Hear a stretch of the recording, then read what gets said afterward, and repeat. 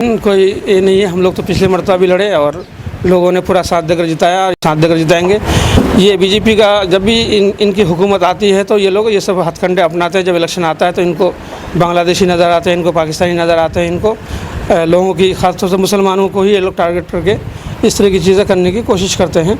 तो ये इनके चुनावी मुद्दे ही सब कह लीजिए कि इनके चुनावी मुद्दे हैं और ये सब चलने वाला नहीं है। लोग समझदार हैं, लोग समझ चुके हैं, लोग जान चुके हैं कि पिछले 11-12 साल से उनकी सेंटर में हुकूमत रही है। लोगों के लिए उन्होंने कुछ नहीं किया सिवाय लोगों को परेशान करने के, सिवाय लोगों को बेरोज़गार करने के, सिवाय लोगों को बिल्कुल कमज़ोर करने के अलावा उन्होंने कुछ नहीं किया।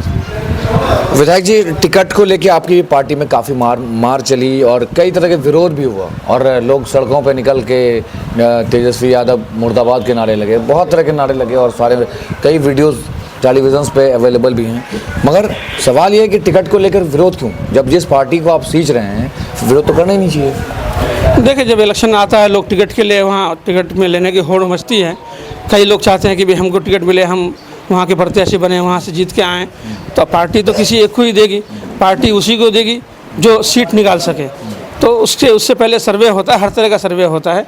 तो सर्वे रिपोर्ट के आधार पर जो कैंडिडेट वहाँ पब्लिक के बीच में खड़ा उतर रहा है उसी को टिकट दिया गया। इसमें किसी तरह का पक्षपात बिल्कुल नहीं हुआ। माननीय तेजस्वी जी ने बिल्कुल चिन्हित करके एक नहीं कई सर्वे उन्होंने कराया, हर तरह से हर लेवल के लोगों से सर्वे करा करके उन्होंने दिया। तो अब जिनको मिला सही लोगों को मिला। मैं इसमें समझता हूँ कि खासकर इस बार जो पूरे बिहार में जहाँ भी आरजेडी का कैंडिडेट खड़ा है बिल्कुल उसी को टिकट मिला है जो वहाँ जीत के कगार पे है या पब्लिक जिनको चाहती है। जो लोग जाहिर सी बात है कि अब जिनको नहीं मिला तो वो तो इल्ज़ाम ही लगाएंगे। क्योंकि आपके ही पार्टी में मौजूदा विधायक थे, 3 विधायकों की टिकट काट दी गई। बैसी से रुकनुद्दीन, कोचाधामन से इजहार रस्फी और बहादुरगंज से अंजार नेमी का टिकट काट दिया गया। जबकि हालांकि वो लोग MIM से जीत के आपकी पार्टी में गए थे, सरकार बनाने में बड़ी भूमिका रही है, 17 महीने की सरकार में रहे फिर आप, और फिर अचानक से टिकट काट देना, ये आपको लगता नहीं कि ये बहुत बड़ा प्रभाव पड़ने वाला है चुनाव में? देखिए, जहाँ तक बहादुरगंज का मसला है, चूँकि वो कांग्रेस की सीट थी, माननीय तेजस्वी जी ने पूरी कोशिश की कि भाई वो सीट हमारे पास ही रहे, लेकिन कांग्रेस वाले नहीं माने। उन्होंने कहा कि भाई सीट हमारी है, हम लेंगे। तो माननीय तेजस्वी जी ने ये भी कोशिश की कि भाई ठीक है सीट आप ही की रहे, लेकिन कैंडिडेट मेरा खड़ा हो। लेकिन उस पर भी वो लोग नहीं माने। उस वक्त मंथन किया गया, उसी वजह से टिकट मिलने में हम लोगों को लेट हुआ, शेयरिंग में काफ़ी देरी हुई। और जहाँ तक कोचाधामन और बायसी की बात है तो देखिए, वहाँ भी मैंने अभी आपको एक बात कही कि सर्वे रिपोर्ट के आधार पर सारा कुछ हुआ। चूँकि यहाँ मास्टर मुजाहिद साहब भी ज्वाइन किए थे, कई तरह के सर्वे हुए हैं और उसमें आप लोग हमसे ज़्यादा बेहतर जानते, चूँकि मीडिया से आप लोग बिलोंग करते हैं। आप लोगों ने भी कोचाधामन घूम के देखा होगा कि लोगों के क्या रुझान है, लोग क्या चाह रहे हैं। तो जिनको पब्लिक पसंद कर रही है, पब्लिक की तरफ से जो मैसेज आ रहा है कि भाई फला को ये होना चाहिए, तो वही सर्वे रिपोर्ट होती है, वही होता है। तो उसके आधार पर वहाँ दिया गया। इसी तरह से बायसी में हाजी सुभान साहब की रिपोर्ट के आधार पर उनको दिया, चूँकि वो 5-6 मरतबा MLA रह चुके हैं, वो मंत्री भी रह चुके हैं आरजेडी से। तो फिर इस मरतबा लोगों ने उनको दोबारा ये किया है। तो कहीं कोई ये नहीं हुआ। ठीक है, मिलना उनको चाहिए था चूँकि पार्टी ज्वाइन किए, लेकिन मसला ये है कि भाई ठीक है, सिर्फ टिकट लेने से मसला नहीं हल होता है, सीट निकालनी होती है। चूँकि इस बार पूरे बिहार में एक लहर है, माननीय तेजस्वी जी का पूरा लहर है। इस मरतबा हम लोगों को भी लग रहा है, सब लोगों को लग रहा है कि इस मरतबा आरजेडी बरसर इक़्तिदार आएगी।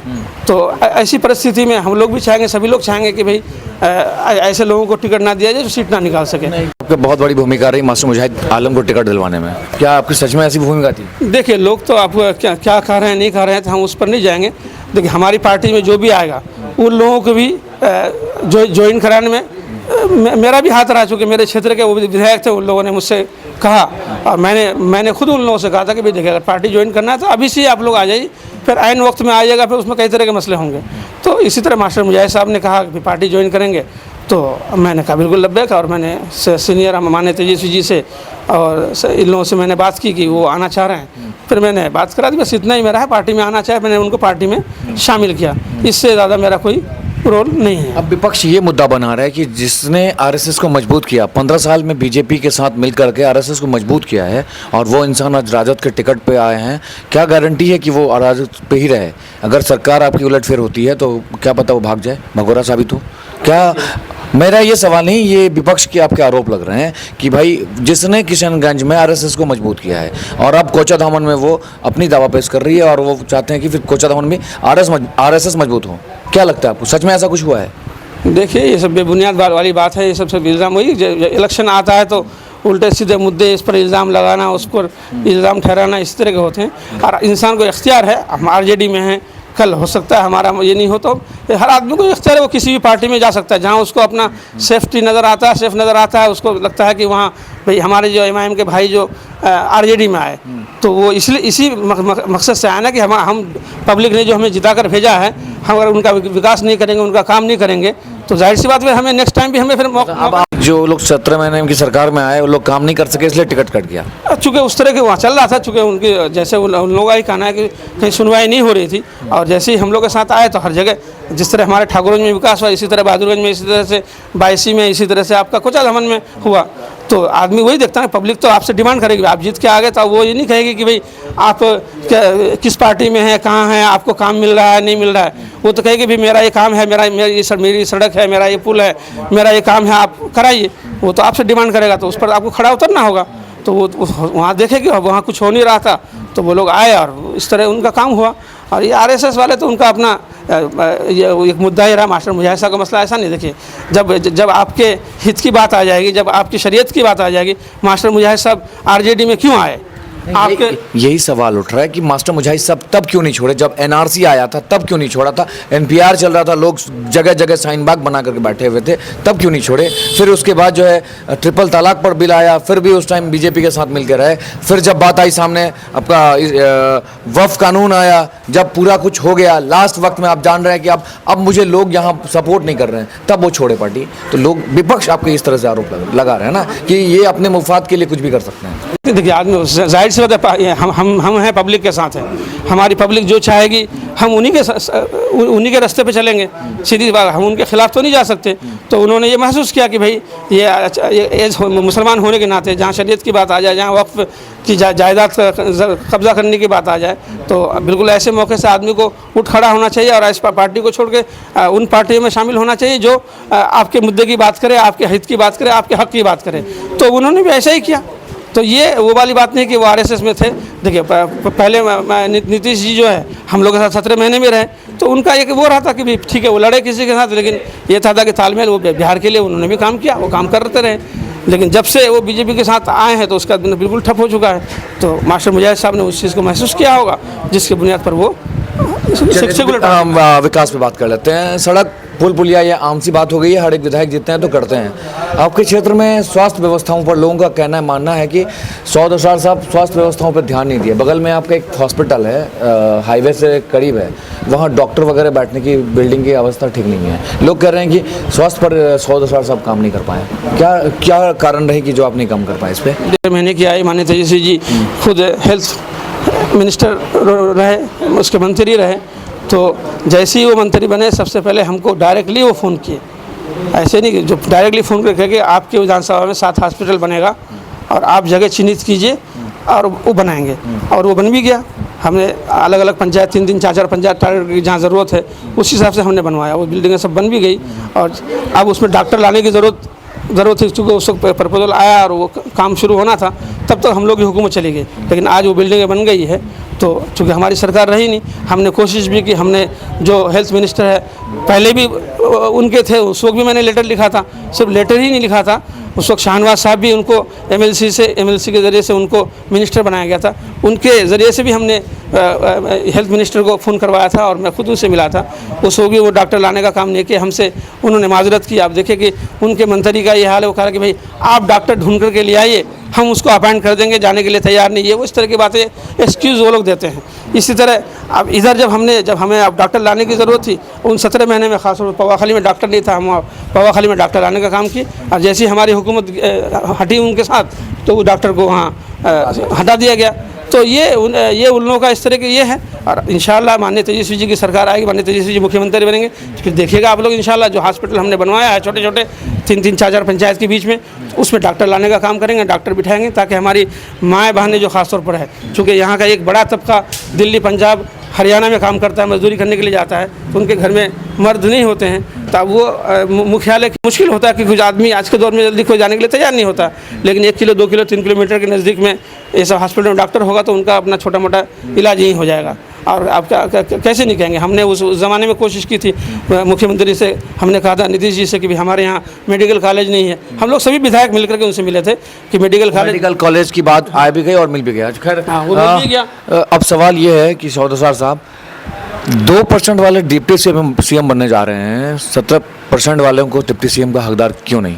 मुस्लिम लीडरशिप की बात एक तरफ चल रही है, हैदराबाद की टीम आकर यहाँ कह रहे हैं कि मुस्लिम की आदत मजबूत करनी है, और दूसरी तरफ और भी दीगर पार्टियाँ आपके पार्टी पर आरोप लगा रहा है कि ये अंदर से बी टीम का काम कर रहा है। क्या सत्य है? और 2% वाले को डिप्टी सीएम, तो कोई आप ही के पार्टी में से एक मुस्लिम चेहरे को डिप्टी सीएम क्यों नहीं बनाया जा रहा है? नहीं, अभी डिप्टी सीएम की कोई बात तो नहीं, सिर्फ कि अभी कुछ तस्वीरें वायरल हुई है, कुछ अखबारों में खबर भी आई है। वो पता नहीं कैसी खबरें हैं। जो प्रेस कॉन्फ्रेंस हुई, जहाँ जो ऐलान किया, सिर्फ सीएम का ऐलान किया गया। माननीय तेजस्वी जी को सबने, मुकेश सहनी ने भी खुल के कहा है कि मैं डिप्टी सीएम बनने जा रहा हूँ। देखिए, हर आदमी का अपना प्रतिक्रिया है, वो तो कुछ भी बोल सकता। मैं भी बैठ के कुछ भी बोल सकता हूँ कि मैं ये मिनिस्टर बन जाऊँगा, वो बन जाऊँगा, ऐसा वो मेरे कहने से नहीं होता है। एक कमेटी होती है, उसमें मशवरे होते हैं, उसमें किसको बनाना चाहिए नहीं बनाना चाहिए वो होता है। और सिर्फ हम लोगों ने सीएम का ऐलान किया, अभी डिप्टी सीएम का ऐलान नहीं किया, क्योंकि मुकेश सहनी भी हैं, उधर कांग्रेस वाले हमारे साथ हैं अलायंस में। तो अब उस वक्त जिस तरह की सीटें आएंगी, जैसे होगा, हुकूमत बनेगी, तो जो भारी होगा उसी को डिप्टी सीएम का, उस पार्टी को उसका पद दिया जाएगा। ये तो उस लेवल की बात है। अब कौन क्या कह रहा नहीं कह रहा, उसमें नहीं जाएंगे।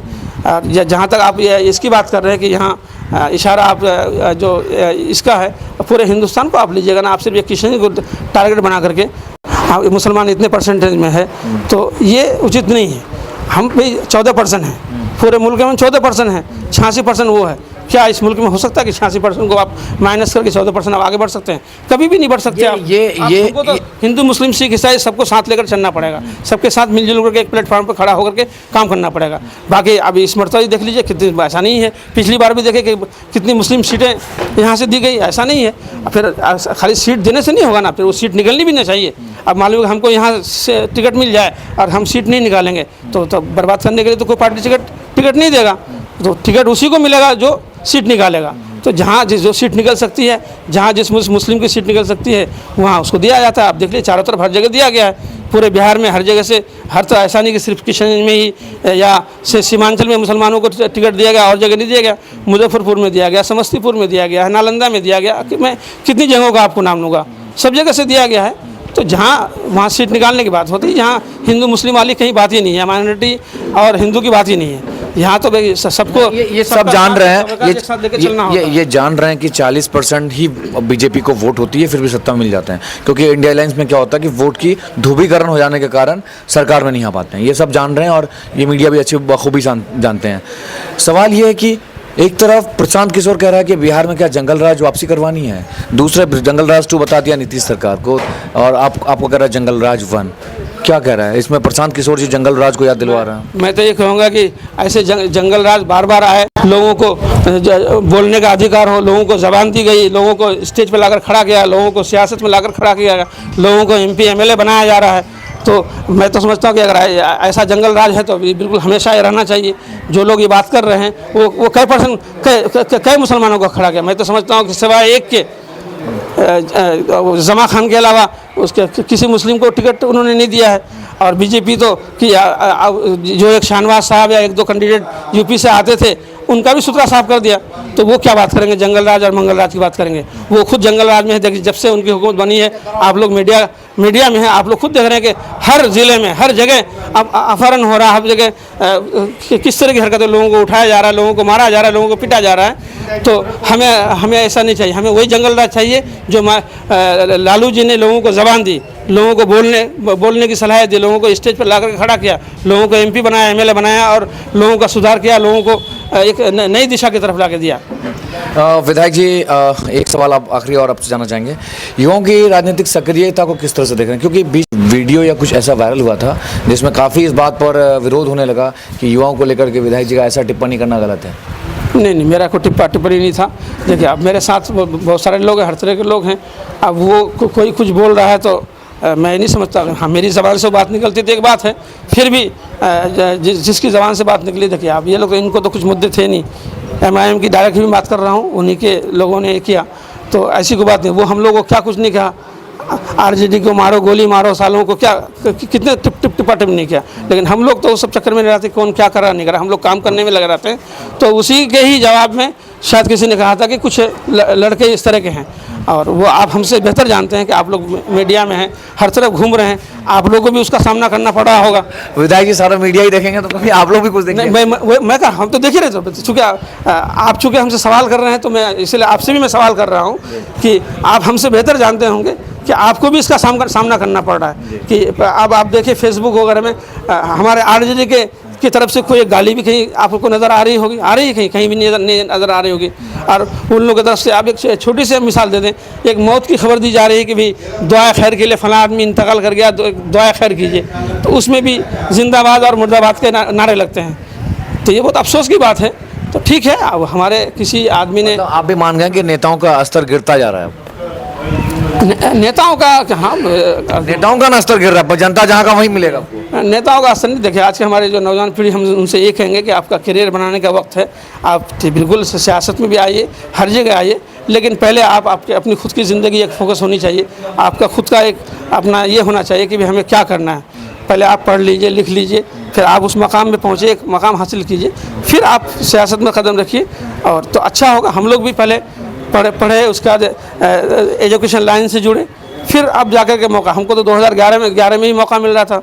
माननीय लालू प्रसाद यादव जी ने कहा था कि बेटा तुम सिर्फ दूसरों को टिकट दिलाने का काम करते हो, तुम खुद क्यों नहीं खड़े होते हो। तो मैंने उस वक्त उनसे कहा था कि चाचा आप हैं, वालिद साहब हैं, आप लोग काम कर रहे हैं, आप लोग अभी हैं पद में, जब हम लोग का वक्त आएगा तो हम लोग खड़े होंगे। तो चूँकि आपका आदेश था, तो उस ज़माने में अंजान नईमी साहब को हमने बादलों से वहाँ से भेज करके उनको टिकट दिलाने का भी काम किया था।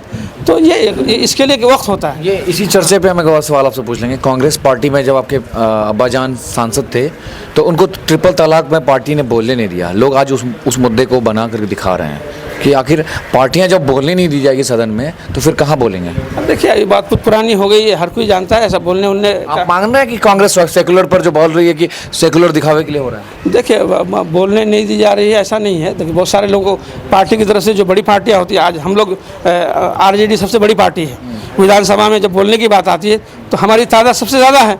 तो उसमें 1 घंटे का वक्त होता है, 1 घंटे में सारी पार्टियों को बोलना होता है।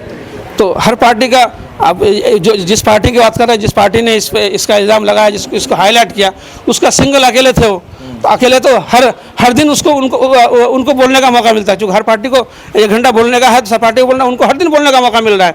अब हम लोग यहाँ 78-79 एमएलए हैं, तो 79 एमएलए को तो मौका नहीं मिलेगा। हम लोग की तरफ से भी 2-1 जो बोलने का वही बोलेंगे। तो बदल करके इस सेशन में हमको मौका दिया तो अगले सेशन में किसी और को मौका दिया, तो उसके अगले सेशन में किसी और को मौका दिया जाता है। चलिए, यह बात इसकी है, कांग्रेस के साथ उस मामला ये था, ऐसा नहीं कि बोलने नहीं दिया गया। वालिद साहब और भी दूसरे मुद्दों में बोले थे, एक ये होता है। तो ये अब आप बात को ये करने के लिए, किसी को इल्ज़ाम लगाने के लिए, किसी को बदनाम करने के लिए आपकी ज़बान है, आप कुछ भी बोल सकते हैं। उसका कोई चलिए, रोजगार को लेकर क्या योजना बन रही है आपकी? क्योंकि चुनाव नज़दीक है, अब कुछ ही दिन में आपका वोटिंग होना है, सरकार में आएंगे, तो रोजगार को लेकर सबसे पहले आपकी क्या योजना है जो आप चाह रहे हैं किशनगंज में हो? जी, माननीय तेजस्वी जी बहुत ही सीरियस हैं इस मैटर में, और आपने पिछले दिनों देखा भी होगा कि 17 महीने की हुकूमत में 5 लाख नौकरियां देने का उन्होंने काम किया।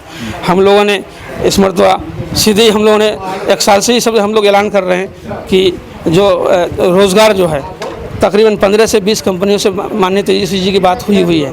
वो कंपनियां बिल्कुल रेडी है कि अगर आपकी सरकार आएगी तो हम वहाँ पर इंडस्ट्री लगाएंगे, फैक्ट्री लगाएंगे। तो मैं ये समझता हूँ कि जब वो बड़ी बड़ी इंडस्ट्री, बड़ी बड़ी फैक्ट्रियाँ यहाँ लगेंगी, तो हमारे जो मजदूर तबके के लोग जो बाहर दिल्ली, हरियाणा, यूपी में जाकर के खट रहे हैं, तो इंशाल्लाह उनका स्कोप पूरा यहाँ पर होगा। वो मैक्सिमम लोग इन कंपनियों, इन फैक्ट्री में काम करेंगे। दूसरा ये है कि जो हमारे नौजवान, पढ़े लिखे नौजवान जो बेरोज़गार हैं, तो उनको इंशाल्लाह नौकरियां देने का हम लोग काम करेंगे। पिछले दिनों आपने देखा, वही नीतीश जी कह रहे थे कि क्या वो तेजस्वी अपने बाप के घर से नौकरियां लेकर के आएगा, उन्हीं के साथ रह करके, या ज़मीन बेच कर लेकर के आएगा, उन्हीं के साथ रह करके उन्हीं के विभाग से 5 लाख नौकरियां निकाल करके देने का काम किए। तो हम उन नौजवानों को नौकरियां देने का काम करेंगे कि आज इस महंगाई के दौर में एक आदमी जूझ रहा है। सिलेंडर हमारे उस ज़माने में वही 450 का था, हमने ऐलान किया कि आज 1100 का जो सिलेंडर है हम 500 में देंगे। उसके अलावा जो वृद्धा पेंशन हमारे सीनियर सिटीजन लोग हैं उनको 400 रुपये मिल रहा था, हमने ऐलान किया कि उनको 1500 बढ़ा कर देंगे। और उससे बढ़कर जो है माई बहन मान योजना, जो हमारी माँ बहनें हैं, जो 18 साल से ऊपर की उम्र की हमारी माँ बहनें हैं, उनको हर महीने हम लोग 2500 रुपये देने का काम करेंगे। कम से कम उस 2500 से तो उनका चूल्हा जलेगा, कम से कम उनका खाने का इंतजाम तो हो जाएगा। तो हम ये सब काम करने जा रहे हैं। उसके अलावा में जिस घर में नौकरी नहीं है, हर फैमिली में एक नौकरी देने का काम करेंगे हम लोग। माननीय तेजस्वी जी इसका ऐलान किया, और ये पूरे इंडिया में कहीं लागू नहीं, सिवाय सिक्किम के। सिर्फ ये कानून सिर्फ सिक्किम में था, और इंशाल्लाह आप लोग बिहार को, माननीय तेजस्वी जी बिहार को बाहर बनाएंगे। आप सबका सपोर्ट, आप सबका की मदद चाहिए। सब लोग मिलकर एकजुट होकर के माननीय तेजस्वी जी का हाथ मजबूत करें। सुजापुरी आरक्षण पर काम कैसा रहेगा? सुजापुरी आरक्षण की बात बिल्कुल सुरजापुरी आरक्षण की बात बिल्कुल आई। पिछले दिनों हम लोगों ने जो नीतीश जी की हुकूमत थी, वो सीएम वो थे, जाहिर सी बात है हमको उन्हीं से बात करनी थी। हम लोग एक नहीं, 12 एमएलए सब लोगों ने साइन करके माननीय नीतीश कुमार जी से हम लोग मिले थे। उन्होंने वादा भी किया था कि साल के आखिर में हम उसको कर देंगे, लेकिन वो वादा पे मुकर गए। इससे पहले कि हमको करते वो हमसे भाग गए। तो इंशाल्लाह हमारी हुकूमत आगे तो बिल्कुल उस पर काम करेंगे, सुरजापुरी डेवलपमेंट पर काम करेंगे इंशाल्लाह। इन चीज़ों को जैसा हम लोगों से जितनी भी कोशिश होगी अच्छा या लोगों के लिए लाएंगे, लोगों को परेशानी में नहीं डालेंगे, लोगों को परेशानियों से बाहर निकालेंगे हम। चलिए, अपनी जनता को क्या मैसेज देना चाह रहे हैं? और ईवीएम में क्रमांक संख्या क्या कितना नंबर पे आपका चुनाव चिन्ह है? मेरा ईवीएम में तीसरे नंबर पर मेरा नाम है। उसमें दोनों चीज़ें रहेगी, मेरा फ़ोटो भी रहेगा उसमें, और चुनाव चिन्ह हमारा लालटेन छाप जो है वो भी रहेगा। और दूसरा है कि मैं अपनी जनता से ये अपील करूँगा कि भाई पिछले 5 साल आपने मौका दिया, 2 साल कोरोना काल रहा, 3 साल ही हमको मौका मिला। 3 साल में समझ लीजिए 17 महीने की जो हमारी हुकूमत रही, उसी 17 महीने की हुकूमत में आपके बीच तकरीबन जो रोड पुल पुलिया जितना था, 2017 में जितने पुल ध्वस्त हुए थे, उन सारे सड़कों को बनाने का काम किया। 148 पुल हमने बनाने का काम किया। इसी तरह से 94 रोड ऐसे थे जो आज़ादी से अब तक नहीं बने थे, उन 94 रोडों को बनाने का काम किया। उसके अलावा नए पुराने जो 279 रोड, तकरीबन 280 रोड जो है वो बनाने का काम किया। काम चल रहा है, अभी भी आप लोग देख रहे हैं कि सब तरफ काम चल रहा है। तो इस पर हम काम करेंगे। मैं समझता हूँ कि इस उम्मीद पर लोगों ने मुझे पिछली मरतबा भी जिताया था, और किसी हद तक जो मैंने उनको कहा था कि मैं अपने वालिद के अधूरे कामों को पूरा करूँगा, मैंने तकरीबन उसको पूरा भी किया है। 90% हमने पूरा कर दिया है। तो उसी उम्मीद से मुझे दोबारा मौका देंगे, दोबारा लाएंगे, तो फिर उनके बीच में मैं रहूँगा। फिर उनकी जो समस्याएं, जिस तरह की जो चीज़ें सामने आएंगी, उस पर हम काम करेंगे। चलिए, बहुत बहुत शुक्रिया। ये थे विधायक सौद असार साहब। इनसे बातचीत चल रही थी चुनावी मुद्दे पर, और देश के मौजूदा हालत, राजनीतिक की समीकरण क्या बन रहा है और किस तरह से मोमेंट तैयार हो रहा है। अभी अब देखेंगे कि बीजेपी के नेता का सीमांचल दौरा शुरू होगा, फिर उनके वही भाषण, फिर वही सारे जुमले वाली बात सब आपके बीच लाया जाएगा। फिर आपको तय करना है कि इस बार किस तरफ जानी है और किसे वोट करना। हमारा बिहार बदलाव की ओर या बिहार में तरक्की के लिए किस तरह से आप सोचते हैं, उस पर ज़रूर आप विचार करिए और अपना सही चुनिए, व्यवस्था बदलिए, बिहार को विकसित की ओर ले चलिए। लाइव 24 न्यूज़ के लिए किशनगंज से मिनहाज आलम, वीडियो जर्नलिस्ट दिल आजम के साथ।